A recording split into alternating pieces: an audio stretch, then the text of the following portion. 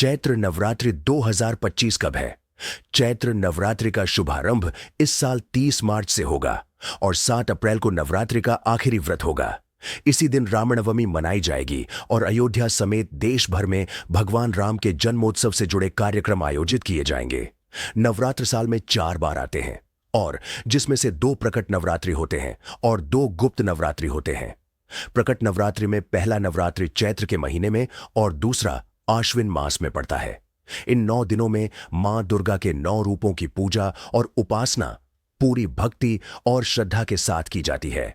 चैत्र नवरात्रि के आरंभ से ही हिंदू नववर्ष का भी आरंभ माना जाता है और इस दिन महाराष्ट्र का प्रमुख पर्व गुड़ी पड़वा भी मनाया जाता है।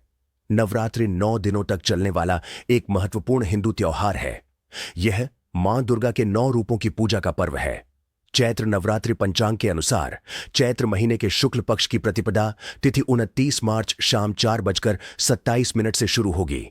यह तिथि 30 मार्च दोपहर 12:49 पर समाप्त होगी। इसलिए नवरात्रि का शुभारंभ 30 मार्च से होगा। चैत्र नवरात्रि पर किस वाहन से आएंगी मां? दुर्गा चैत्र नवरात्रि का आरंभ इस साल रविवार से हो रहा है, यानी कि इस साल मां दुर्गा हाथी पर सवार होकर धरती पर आएंगी। मां दुर्गा का हाथी पर सवार होकर आना बहुत ही शुभ संकेत माना जाता है। ऐसा होने धन धान्य में वृद्धि होती है और देश की अर्थव्यवस्था में सुधार होता है। मां दुर्गा हाथी से आएंगी और सोमवार 7 अप्रैल को समापन होने पर हाथी से ही प्रस्थान करेंगी। यह बहुत ही शुभ माना जा रहा है।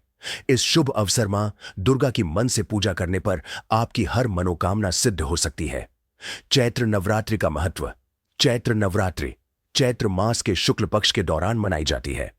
चैत्र नवरात्रि आध्यात्मिक इच्छाओं की पूर्ति करने वाली होती है और दिन